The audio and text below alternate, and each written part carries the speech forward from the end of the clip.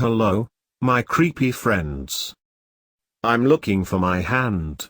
Where is my hand? Be sure to subscribe to my channel.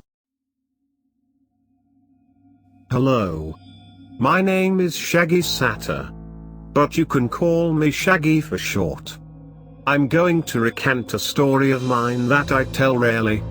My own family doesn't even know about this, and while that might sound weird to you, trust me, it makes more sense to tell internet strangers than the people I'm forced to be around. Mr. X Dreams, an amazing writer, once read this story for his channel, and I'm happy with the discussion it got. But I believe it's time to rewrite the story to clear up confusions. So without further explanation, let me get into my story. This happened when I was much younger. I'd have to ask my parents when the camping trip happened to tell you how many years ago it was, but I can assure you it was at least a decade. Now I'm going to use some questionable words for describing the location. Words like wooded and wilderness reserve because I don't know the best words for this thing. Around a decade ago, a friend from church asked me to join his family on a camping trip to a wilderness reserve called Oasis State Park. Of course, since this was my best friend and his family had always been nice, I said yes. Up until that point, I had only camped rarely. So the prospect of camping with a friend and his family seemed absolutely amazing. So we began preparing for a weekend when I wasn't busy. I got my own tent, my own sleeping bag, and my own supplies. Once all that was gathered, the father of the friend came and picked me up and my parents waved me off. There are quite a few things I remember from that trip. The amazingly hostile yet beautiful New Mexico countryside, the plateaus, and the campsite. The New Mexican wilderness isn't something a lot of people fantasize about camping in, at least not so far as I know. But Oasis State Park is different. The camping plots are all nice even if the best is always taken. There's a pretty lake, lots of wildlife, and I hate to admit, more trees than I've ever seen in town. Yeah, I know nobody thinks of multitudes of trees when they think of New Mexico, and for good reason. They aren't the most common occurrence in the plains unless planted by people. Regardless, Oasis has enough for me to just use the term woods for the sake of brevity. So anyways, we found ourselves a plot and began setting up our tents. By afternoon the tents were set and I and my friend ditched his oh-so-boring younger sister in favor of exploring the park. The memories are fantastic. We found a snake by the lake and watched it drink from the water before slithering off quickly. We explored a place I remember was very sandy. We watched a roadrunner doing its thing. We played all day after lunch and saw so many amazing things that by the end of the day I never would have thought anything could go wrong. We finished the day like you always do, by collecting sticks and starting a fire to eat s'mores and tell ghost stories. None of the stories were scary. Probably because I and my friend were kids and his sister was an even younger child, that and his father was lead singer at our church and making children cry was bad for the reputation. So by ghost stories, I mean little jokes of stories designed to make us giggle more than cry. Yeah, it was lame, but what do you expect? Anyways, shortly after the stories were said and s'mores were eaten, we retired, me to my tent and my friend, his father, and his sister to their tent. Now for this setup, I'll explain the positioning. This is all going to be important. My tent was at one edge of the plot and my friend's tent was at the exact opposite. This was for privacy reasons. Now at my end of the plot was a mini trail that leads through thick brush to the lake. Also, about 3 feet from my tent was a little tree. I'd what kind of tree it was, but it was still young and small. The trail to the lake was to the left of my tent entrance. The lake was behind it, and a thin tree line sat across a trail in front of my tent. That trail in front of my tent led to the bathrooms. So I went to bed without a single bit of fear, and before I did I went ahead and urinated on the tree outside my tent because of laziness. Screw the 2-minute walk to the bathrooms when nature's toilet was outside my tent.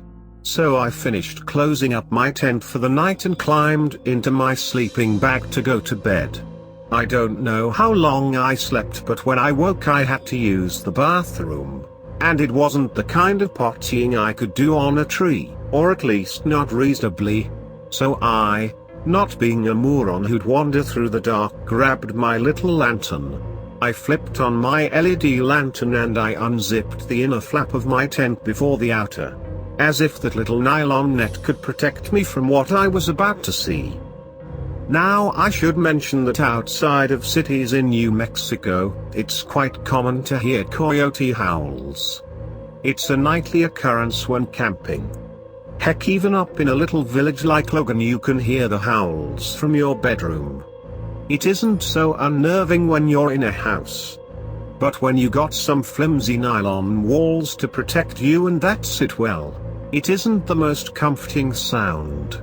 As I unzipped my tent flap I did hear a few howls, but they were distant and not worrying. What stunned me into stillness was a very loud howl from the direction of the lake, about a yard from my tent at most. This howl was different though. It had the feel of a coyote howl, but it was deeper and it lasted longer.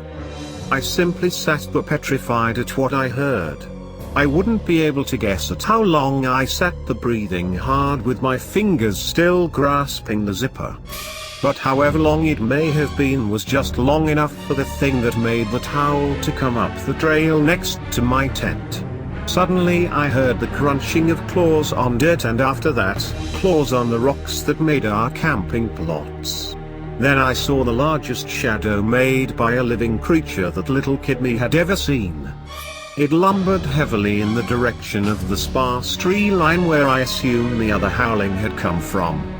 But before it got past the tree I urinated on it stopped. I realized only then that I was both lit like a candle and had not been trying to silence my heaving breathing. By then it was too late as that hulking thing lumbered over closer to the tree and into the light of my lantern. As dim as the little LED light was at that distance, it was just barely enough to make out details. I'd like to note a few very important details that stuck out to me as odd. It had roughly the fur coloring of a coyote, but that classic Dogman head shapes with the tiny pointed ears too small to make sense. It also made strange noises as it lowered to all fours in front of my tent. Popping sounds like joints rubbing together, as I can only assume its knees busted out of their standing joints and fell into different joints to support all fours. It briefly ignored the very obviously frightened kid me in my tent as it sniffed the tree I had urinated on. The breaths were similar to a dog's but longer and far deeper, almost like a horse. Then that thing turned to me and stared straight into my eyes. Its eyes didn't glow, they didn't peer into my soul, but they were unbelievably unnatural. Above all the things I saw in those eyes, I saw a predator. Have you ever been in a position where you made eye contact with a beast you know is stronger than you? Something you know could just slaughter you and you know it knows you know. Just looking for seemingly so damn long that I thought for sure I'd just be a bloody stain by the time anyone reached my tent. Screaming would do nothing. I doubted a gun would even hurt this thing. But despite every feeling in my gut, despite the dread of knowing it was a predator and I was prey, I didn't die. Instead, it turned, slowly, ever so slowly, and just fucking sprinted off into the woods. Just fucking gone into the night faster than it came. I have one personal friend who knows, and he jokes that made it was my piss on that tree. Like I marked my territory or something dumb like that. Or maybe it just wasn't hungry. Almost improbable. It had just enough morals to not kill a kid. I'll never really know. Needless to say, I didn't go to the bathroom. I just put my lantern away, closed my tent flap, and held it all night. I don't remember sleeping that night. I might have, I might not, but if I did, it was dreamless. I do remember that I tried to hide this experience the next day, asking if my friend and his family heard any howling. While they did hear the howling, they told me they just ignored it, thinking it was a coyote doing coyote stuff. I was encouraged to just ignore it as if I was a city kid who had never heard coyote howling before. That next day I stayed as close to my friend as possible while exploring and had nearly forgotten the encounter by lunch. Somehow the safety I had been feeling during the day put the beast out of my mind until we found tracks in that super sandy place. Coyote tracks. I think to see those tracks confirmed to me that it wasn't just some dream, and because of that I showed enough fear that night to convince my friend's family to let me sleep in their tent. Even in the comfort of the warmer tent, more people means more warmth, and in the presence of an adult, the father, and two other people, friend and his sister, I couldn't sleep that night. I'd nearly drift into sleep and then I'd hear a coyote howl. The next day I pretended to be sick and got my mother to drive up and take me home a day or two early. Worst camping trip of my life. It ruined not only my whole summer but also ruined camping. I haven't been camping without a tent buddy since, and I don't plan to. Even then I'm never comfortable, always listening for strange noises and acting paranoid. This really fucked me up, I guess. Being forced to see that a human top of the food chain is utterly powerless in front of such a beast. Seriously. I don't think I can press hard enough to make everyone realize how powerless I felt. Even today when I think about this I remember two things first. Those eyes, and that feeling. Just writing this sent multiple shivers up my spine.